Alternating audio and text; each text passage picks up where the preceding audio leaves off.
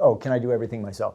Yeah, so that leads into one of the other questions, which, can't I do everything myself, right? And the short answer is yes, but you're going to sacrifice a slew of things in the process, right? I mean, when Motionworks first started up, we were afraid that we were competing with the iPhone, not so much other companies or something like that. But the iPhone and the phones are, they're really powerful tools for photography as well as video and even sound. So yes, you can do it, but there's a certain limit to how good it's going to be and what you want to do with it. I mean, if you just want to be a YouTuber, go for it.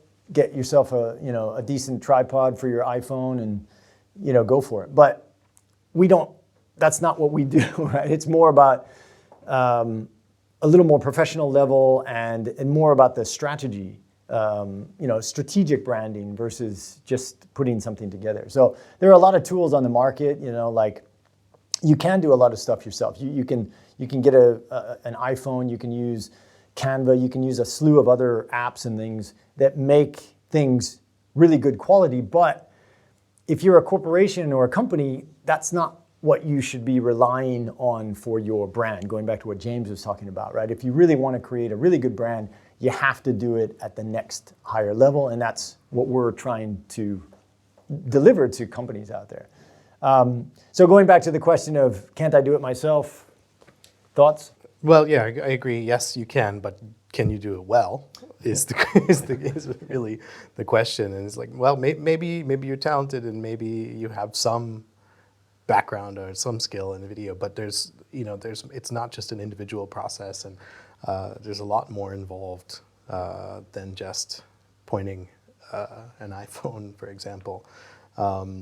It made me think. There was Steven Soderbergh released a movie a few years ago that he shot entirely on an iPhone. Tangerine, I think. No, or was that? I think it was called something else. I forget exactly, but every camera in that film was an iPhone, but there was still a crew of hundreds and hundreds of people. Professionals behind the iPhones and exactly. using professional sound equipment to capture that. And it was just more of an experiment, but just to see if he could do it. And it's not like he just hired an intern and had them run around with an iPhone. But yeah. Do you get that as well? I mean, what do you think? I mean, well, yeah, exactly. I totally agree with the points that Dennis is making here about, of course you can point your iPhone at yourself, and I think it's really like, maybe if you're just doing a vlog, great, but if you're telling a story, there's so much more involved, and think about the amount of time. If you're a business person, ask yourself, do you have the time to make that kind of quality? Or, that's why companies like Motionworks exist, because we take the time. We have a crew of people that can do it for you and, put together quality content and.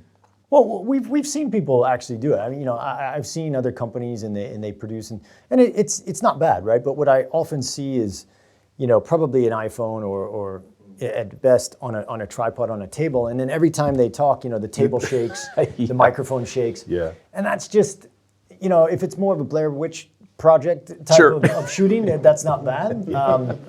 Like being a bit raw, I think is good. It has definite qualities, but if that's not where you want to be, then that's you've hit a limit. Like kind of what you were saying. There's a limit to how good that's going to be.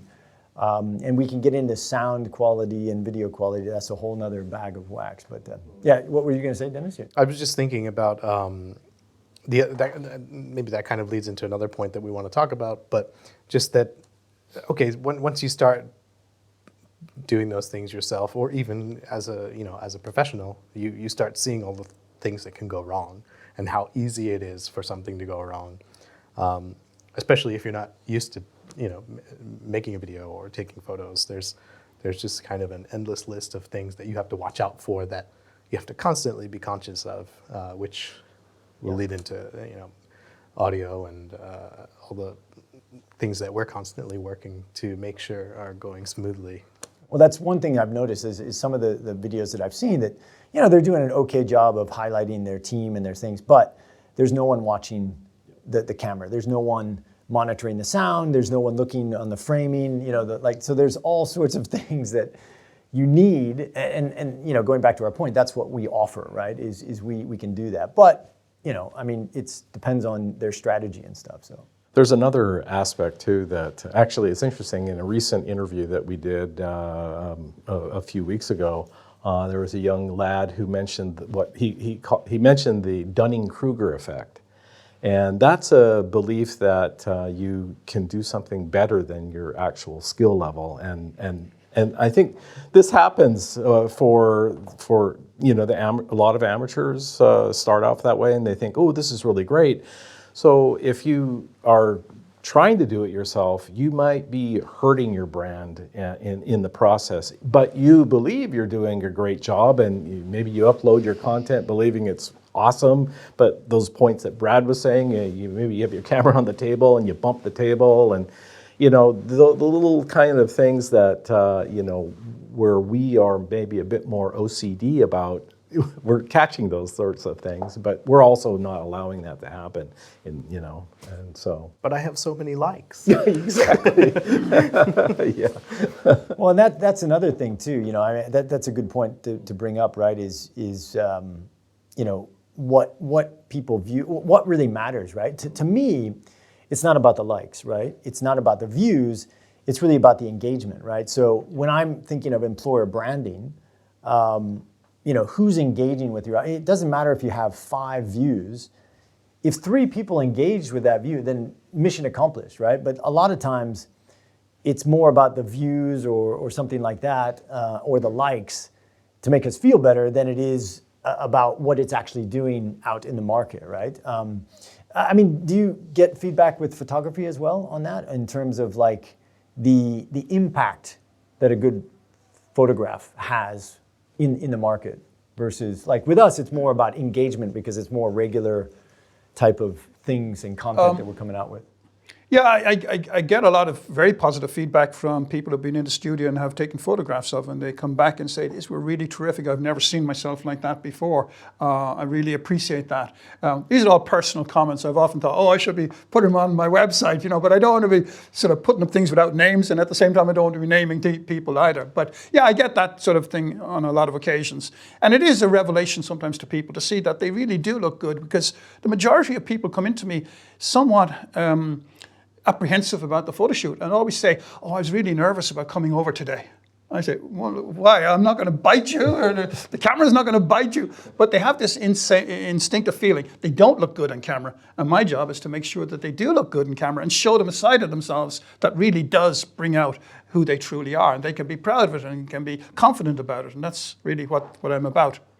Yeah, I mean, we find that often that, you know, if people are like, when we do interviews or those kind of things, if people are too prepared, if they're too scripted, it's going to come off, the wrong message is going to be sent out, right? So we try and make people as comfortable as possible and not be too scripted, because we have come across one that they're very scripted and it doesn't come across well at all if it's too scripted, right? It's all in here. It's a matter of just getting it out. With video, that's what editing is about, right? If it takes 5 or 6 takes to get it right, that's the power of video and editing and stuff. But I guess similarly in photography too. Oh, well, I'm taking lots of pictures, of course. And I say to people when you come in, you know, I'm going to take a lot of pictures of you. Some of them are not going to be up to my standard, and they're going to hit the bin very quickly. In the post-production side, I said, you know, digital film is very cheap. That's a good point, yeah. Which is the point, you know, that we just keep doing it till we get what's something right. And sometimes people open up great in the beginning and stiffen up, but mostly they actually stiff in the beginning and then start to relax as the process goes on. And I try to make it a fun occasion, so I'm always very lighthearted about it. And it's amazing, I get them looking and laughing about it, the thing, which I think really makes them look a lot better when the photographs then start really happening. So that's the approach I take. But some photographers, I think, have a lot of problem in dealing with people. But for me, it's the opposite. I have no problem in dealing with people. You know, beautiful scenes of the mountains and the lakes, it's nice, but it's kind of boring. It never reacts to me. But people react all the time, which is very interesting and challenging, because, you know, every time they move, something is different is happening in terms of lighting and how their expression is. And trying to capture that one single moment is just, it's a joy for me. No, it is. And it is an art as well to get that on there.